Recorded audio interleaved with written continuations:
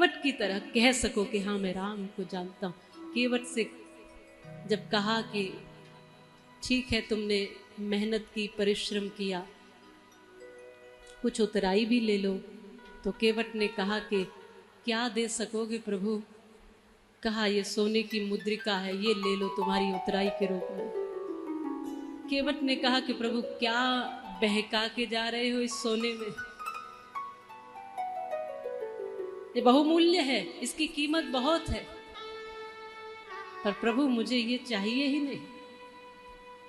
मैं बहुत सामान्य सा व्यक्ति हूं, मुझे बहुत बहुमूल्य उपहार किसी ने आज तक दिए नहीं, इसलिए अब भी चाहिए नहीं। और वास्तव में जो राम के निकट है वो ऐसा ही होता है, जो राम के निकट है वो ऐसा ही होता है।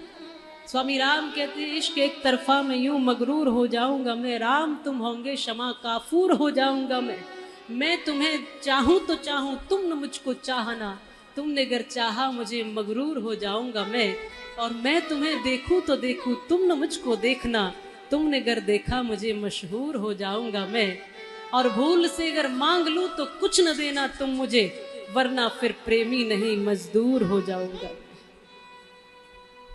मुझे कुछ नहीं चाहिए प्रभु। कहा कुछ तो ले लीजिए। तो केवट ने कहा जब इतना कह रहे हो तो छोटी मोटी चीज क्या मांगनी है?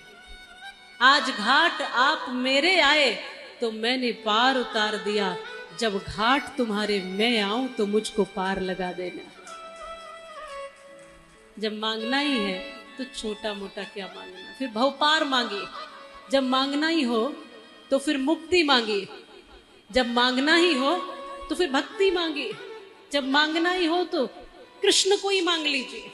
जब मांगना के लिए मुंह खोलो और सामने साक्षात देने वाला भगवान, अब जिसके पास जो होगा वही तो देगा।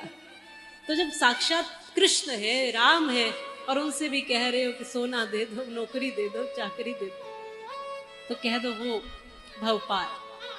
तो वास्तव में समझदार, बुद्धिमान, ज्ञानी तो इन्हें कहेंगे।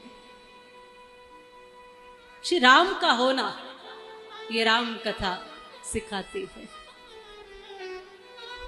हर बार हम कहते हैं हर किसी से राम का हुआ नहीं जाता है, उसके लिए तो हारना पड़ता है, मैं को मारना पड़ता है, अकड़ को एक तरफ करना पड़ता है, इस मिट्टी में मिलना पड़ता है, अपनी आदतों को वश में करना पड़ता है, अपने मन को एकाग्र करना होता है। ये थोड़ा मुश्किल होता है।